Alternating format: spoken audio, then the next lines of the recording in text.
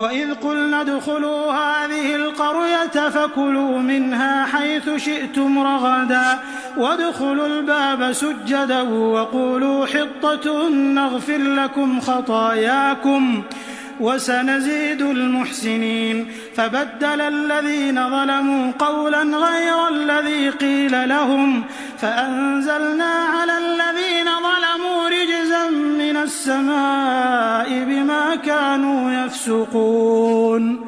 وإذ استسقى موسى لقومه فقل اضرب بعصاك الحجر فانفجرت منه 12 عينا قد علم كل أناس مشربهم كلوا واشربوا من رزق الله ولا تعثوا في الأرض مفسدين. وإذ قلتم يا موسى لن نصبر على طعام واحد فادع لنا ربك يخرج لنا مما تنبت الأرض من